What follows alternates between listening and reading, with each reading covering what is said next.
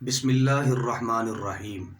مذہب اسلام میں عورت کا مقام کیا ہے؟ عورت کا معنی ہے چھپانا۔ عورت اللہ رب العالمین کی طرف سے ایک تحفہ ہے۔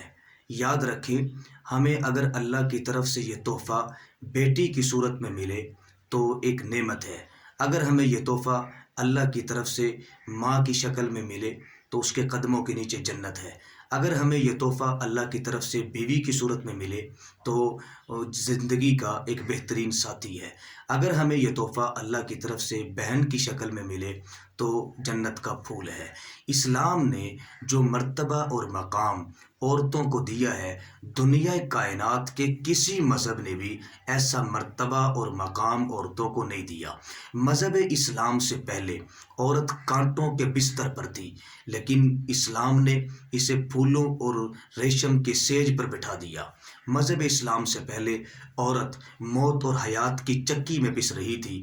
اسلام نے اسے ایک زندگی کا انمول تحفہ عطا کیا۔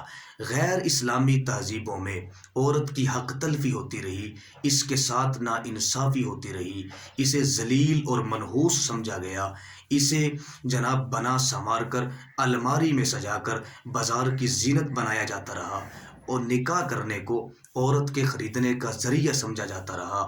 جب کسی کے ہاں کوئی بچی پیدا ہوتی اسے زندہ دفن کر دیا جاتا۔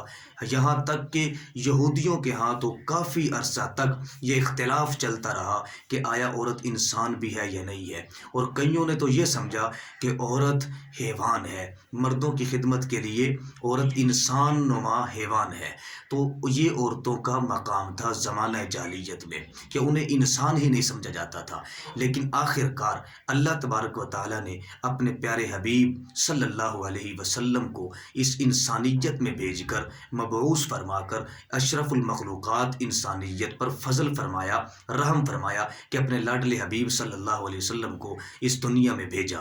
جب حضور علیہ الصلوۃ والسلام اس دھرتی کائنات میں تشریف لائے، آپ نے عورتوں کی عزت کو دوبالا کر دیا، عورتوں پر رحمت بن کر تشریف لائے۔ حضرت انس بن مالک رضی اللہ تعالیٰ عنہ فرماتے ہیں کہ اللہ کے نبی صلی اللہ علیہ وسلم نے فرمایا کہ جس شخص کی 2 بیٹیاں ہوں اور وہ ان کی اچھی طریقے سے پرورش کرے، حتیٰ کہ ان کا نکاح کر کے ان کو اپنے گھروں کو رخصت کر دے، تو وہ جنت میں میرے ساتھ ایسے ہوگا جیسے یہ 2 انگلیاں ایک دوسرے کے ساتھ ہیں۔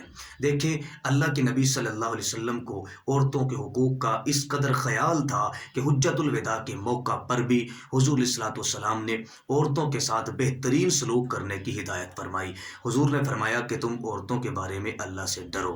تو قرآن میں بھی چاہیے کہ قرآن و سنت کو سامنے رکھتے ہوئے ہم بھی عورتوں کو وہ حقوق دیں جو اللہ کے نبی صلی اللہ علیہ وسلم نے عورتوں کو دیے ہیں۔ اللہ تبارک و تعالیٰ مجھے اور آپ کو، ہم سب کو صحیح سمجھ نصیب فرمائے اور قرآن و سنت پر عمل کرنے کی توفیق نصیب فرمائے۔ وآخر دعوانا ان الحمد للہ رب العالمین۔